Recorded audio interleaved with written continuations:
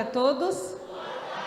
Boa tarde a você que nos assiste em casa. Hoje nós vamos receber a nossa convidada Tatiele, de lá de Fazenda Grande 3.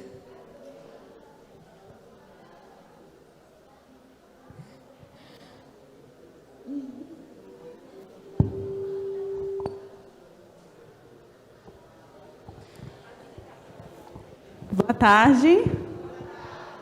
Vamos dar uma saudação para a Tatiele. Como estamos em tempo de Missão Caleb, hoje ela vai contar o testemunho dela sobre a época em que ela participou do Caleb, certo? Pode sentar, Tati. A nossa produção, alguém traz uma cevada ou um chá para a Tatiele, por favor?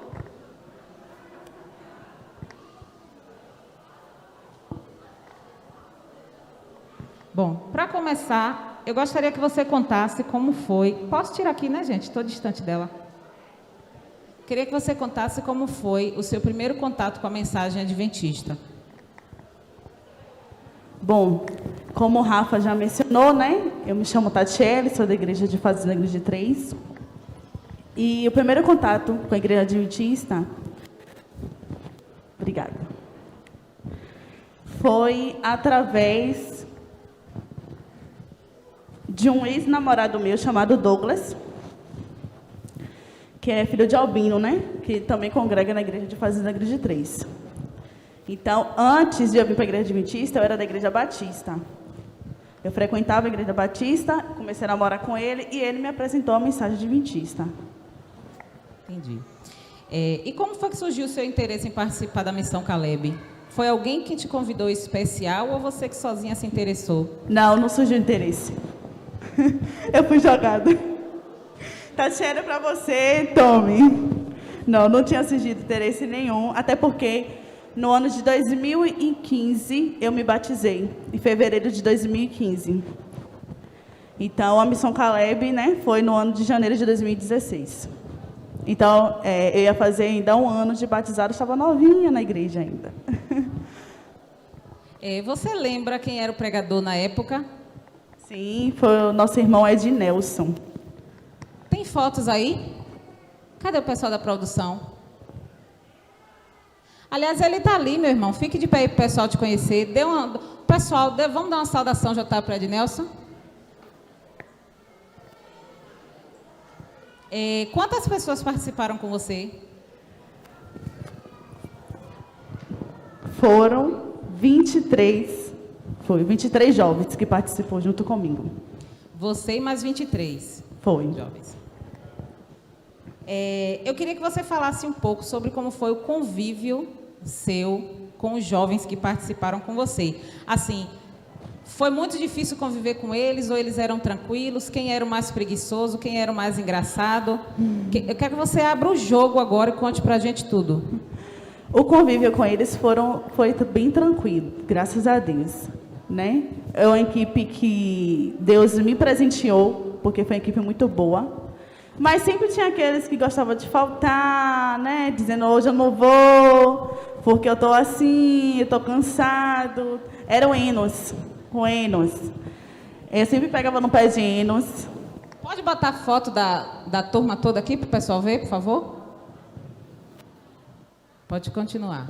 Era o Enos, né? Então, eu pegava muito no pé de Enos, mas tinha dias que realmente a gente estava com a equipe toda, mas tinha dias que a gente não tinha a equipe toda, né? Um estava com dor de cabeça, outro não podia, que ia ficar, não sei o quê. Tinha alguma coisa assim para resolver. Tinha alguém assim que era mais descontraído, que gostava de quebrar o gelo, que fazia umas coisas engraçadas? O Jefferson. O Jefferson, ele tirava uma piada de detalhes, assim, que era muito engraçado, né? Pelo menos eu ri muito com esse jovem Jefferson. Então, a minha convivência com eles foi bem tranquila. A gente foi, na verdade, como eu tinha chegado na igreja, né? Eu era bem novinha na igreja, então eu fui me adaptando, fui criando laços de amizade, mas foi bem legal.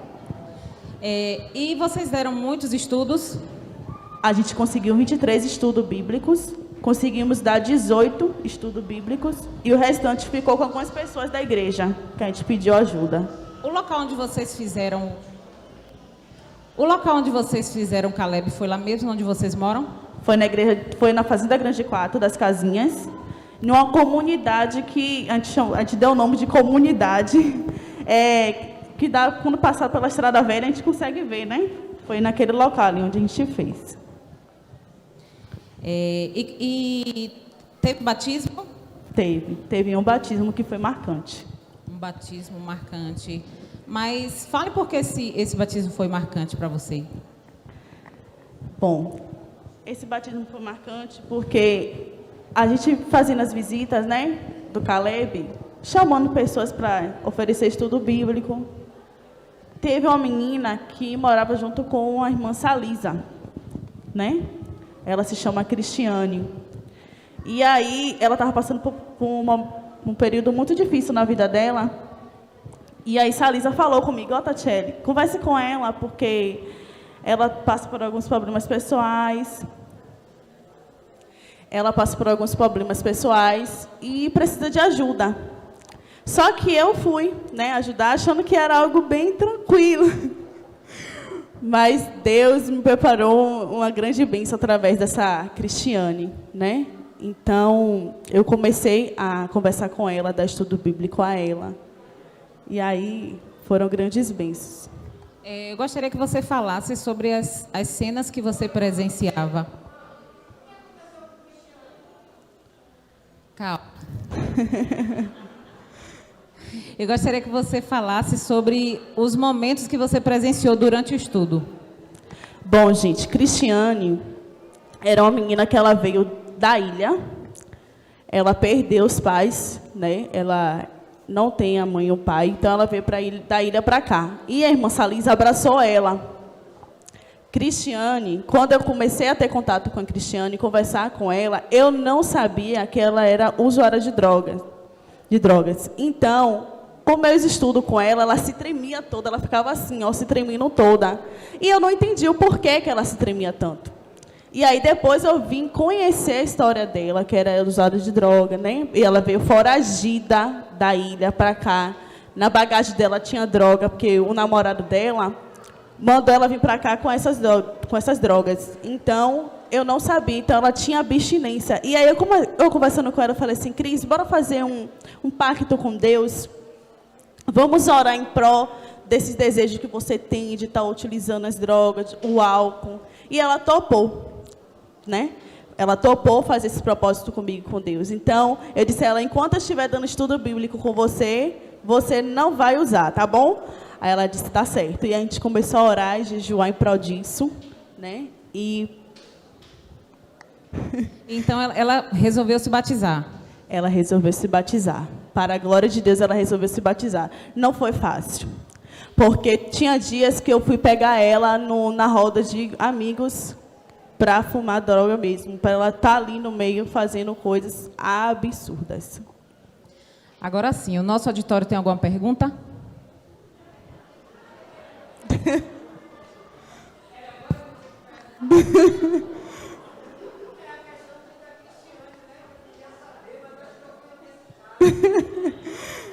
Bom, irmãos, a Cristiane, ela infelizmente não se encontra mais dentro da nossa igreja, né? Ela saiu da nossa igreja, infelizmente. Ela vem sendo acompanhada por mim até hoje, tenho contato com ela até hoje, mas ela infelizmente não se encontra mais no nosso meio. Ela saiu da igreja porque ela não conseguiu se controlar sobre o uso das drogas? Não, ela conseguiu vencer a vontade de não querer mais usar as drogas. Para a glória de Deus, ela conseguiu vencer. Só que teve um dia, um sábado, ela indo para a igreja, e ela estava bem desanimada, né? Porque, imagine, você sem pai, sem mãe, sem um parente, né? E Deus usou a irmã Salisa para cuidar dela. Então, ela estava muito triste, tem aquele momento que ela precisava de um amparo, de um conforto. E ela chegou na igreja muito triste, muito...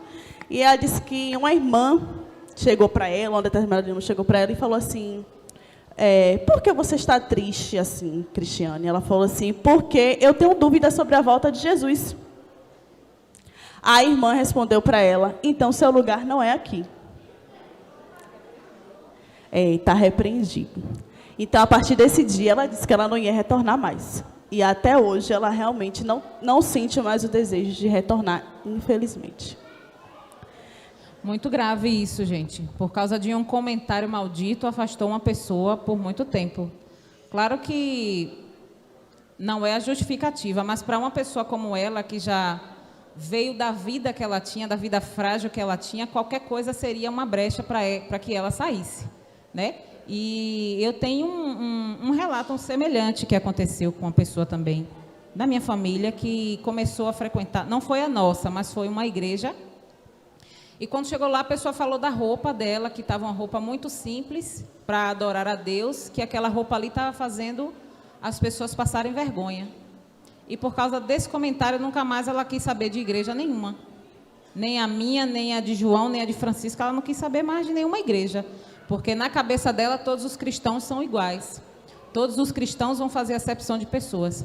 Então, são pessoas que têm um bloqueio, quando se fala sobre igreja, sobre palavra de Deus. São pessoas que criam um bloqueio porque outras usaram palavras malditas para falar com elas. E é muito triste um relato desse vindo de um dos nossos. Muito triste. E eu deixo uma ressalva, né? Um alerta, na verdade, para a igreja. Quando eu soube dessa notícia, eu fiquei muito triste. Eu chorei muito, muito mesmo, porque o trabalho que a gente fez nessa comunidade foi fortíssimo. Foi muito forte. A gente passou por um momento de tiroteios. Teve momentos, sabe, de a gente pensar em desistir, porque era muita gente necessitada mesmo. A gente via a necessidade da pessoa e as pessoas precisando de ajuda. E eu digo para vocês, igreja, para mim também, cuidado com o que você fala. Principalmente os mais antigos. Os mais antigos, principalmente. A gente, infelizmente, tem aquela questão do, né, eu conheço, tenho mais anos na igreja, conheço mais do que você, não pode, não tem capacidade, ela não vai conseguir fazer. Isso é muito ruim, cuidado. O conhecimento que a gente tem diante da palavra de Deus é para ajudar a outros. O que aquela irmã deveria fazer, o quê? Vamos sentar aqui? Qual é a sua dúvida? Vamos ver o que a gente pode fazer? E hoje ela se encontra onde? Fora. E voltou para onde? Para as drogas. Porque o alicerce dela, que era Jesus, né? Ela acabou, enfraqueceu nesse alicerce. Então, nós temos que amar os nossos jovens. Temos que abraçar os nossos jovens. Temos que ajudar os nossos jovens. Eu fiquei muito triste. Eu soube quem foi a irmã. E hoje, para eu chegar, olhar para essa irmã, eu tenho que ter muito Jesus. Muito Jesus mesmo. Porque a gente não é melhor do que ninguém, não, irmãos. Eu não sou melhor do que você, você não é melhor do que eu. A gente está aqui caminhando junto para um objetivo só. Então, a gente precisa, né, ajudar os nossos jovens. Cuidado com o que vocês falam. Cuidado mesmo. O momento mais difícil que vocês passaram, em que você pensou assim, não quero mais? Foi quando começou, né, as meninas, algumas equipes desistirem de dar o estudo bíblico. Começou a se desanimar, na verdade, né, do estudo bíblico. E eu falei assim, não, meu Deus. Eu comecei também a ficar triste por ver eles desanimados. Mas eu comecei a orar, a interceder, porque foi quando a pessoa me chamou e disse, você que vai ser diretora. Eu falei, meu Deus, como é que eu vou ser? Eu não conheço esses jovens direito, sabe? Então, não foi fácil. Eu jejuei muito, eu orei muito por cada jovem, por cada um que estava ali. E aí eu comecei também um outro propósito com Deus, quando eu vi que estava, né, os jovens desanimando. Mas a gente conseguiu. E no dia do tiroteio? No dia do tiroteio foi terrível, porque cada equipe estava dividida para uma parte, para a gente, né, oferecer o estudo bíblico, falar sobre Jesus para aquelas pessoas, e depois a gente se encontrava na igreja. E teve equipe que estava bem no lugar onde estava tendo o tiroteio na hora. E aí eu disse, meu Deus, eu me preocupei, e a gente se abaixava e eu levantava, mas cadê o resto do povo? E eu tenho certeza que o Espírito Santo de Deus levou todos eles para a igreja, e quando eu cheguei lá, estava todo mundo lá, e eu falei assim, ó, nesse momento a gente não vai mais visitar mais ninguém, a gente só está aqui à noite para fazer o culto mesmo. Agora você imagine o desespero, todo mundo correndo, sem saber se abaixava, se levantava, se corria ou se chorava. Eu acho que ia sentar e chorar. Se a bala chegasse lá perto, eu não ia ter ação, não. Eu ia me sentar lá e ficar, e seja o que Deus quiser. Jefferson falou assim, eu vi a bala. Eu disse, você viu o quê, me disse? Eu vi. Eu falei, misericórdia, mas o Senhor Jesus protegeu, graças a Deus. Você trouxe uma coisa aí para mostrar para o pessoal? Essa camisa foi a camisa oficial, né? Do ano de 2016 do Caleb. Foi essa camisa aqui. Bom, estamos chegando ao final do nosso programa. Cadê o ó? Tati, nós gostamos muito do seu relato. Que Deus te abençoe, continue te dando forças. Amém. Né? Independente do projeto que seja, nós sabemos que a Missão Caleb é um dos maiores projetos de evangelismo, né, que nós temos em nossa região. Independente de qual seja o projeto, vão acontecer diversas coisas. Sim. Para que nós possamos desistir, né?